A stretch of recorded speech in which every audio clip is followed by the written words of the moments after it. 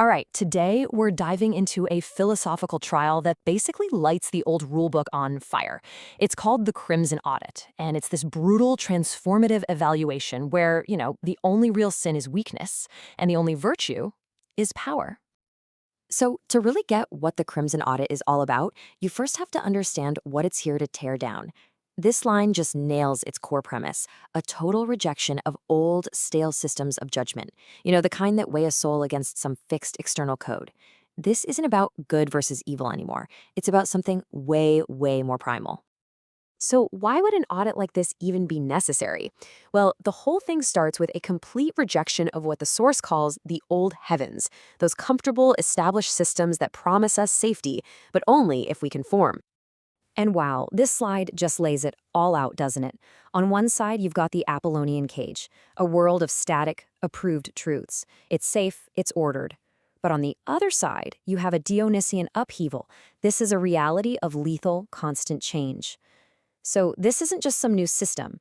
It's the absolute shattering of the old one, moving from a fixed, predictable state to one of perpetual becoming.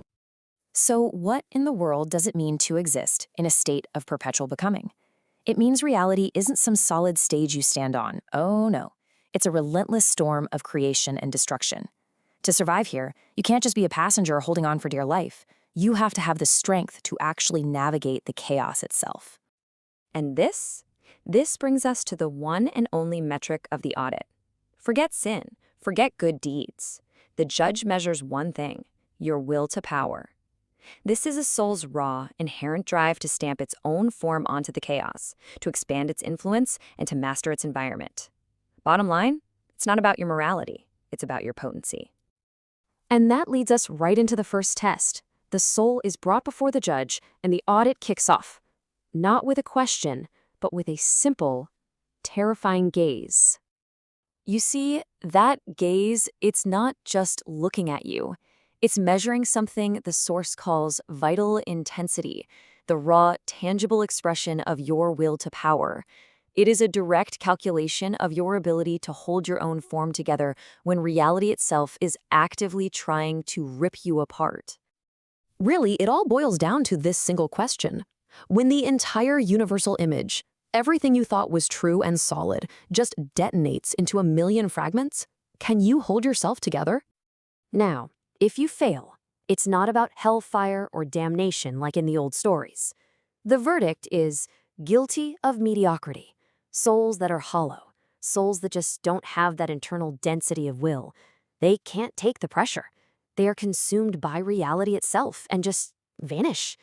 It's a brutal Nietzschean purge of the weak. But, for the ones who actually survive that initial gaze, things don't get easier. Oh no, they get way more intense. This next stage is the crucible, a process designed to strip away everything that isn't the soul's true core essence. And the process is this violent three-stage dissolution. First, you get hit with the sonic screech, this cosmic vibration that literally scours away impurities. It strips you of every identity you didn't actually choose for yourself, leaving only your raw, uncanny essence. And from there, you have to enter a divine frenzy, a state of pure, total rebellion against all static order. And this quote, man, it just nails the kind of mindset you need to have. The Great Wall of Glass, that represents the fragile safety of the old ordered world. A soul with true intensity doesn't cry when it shatters. Instead, it embraces the rupture, the infinite schism, because it understands that is the true state of reality. But here's the thing, surviving that crucible, that's not the finish line. It's the starting block. The next stage is all about forging a new self from the wreckage, not just putting the old pieces back together, but building something stronger, more powerful, and entirely your own. Those who make it through are given these incredible new metaphysical tools. The alphabet of rupture gives them the power to create new meaning out of chaos. And the rune of the vertical ascent, that's even more profound. It's a mark that completely reorients the soul's gravity, pulling it away from the horizontal comfort of the crowd and towards the lonely, terrifying peak of self-mastery. And this right here, this might be the most mind-bending idea in this whole thing. It's a concept called non-correspondence. For a mind that has passed this trial, an object is no longer defined by what it was or what people think it is. Its nature becomes subject to the will. Reality itself becomes clay in your hands. So what's the endgame here?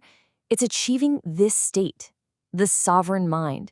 It's a state of absolute freedom where the shards of a broken reality become your tools, your weapons, your art.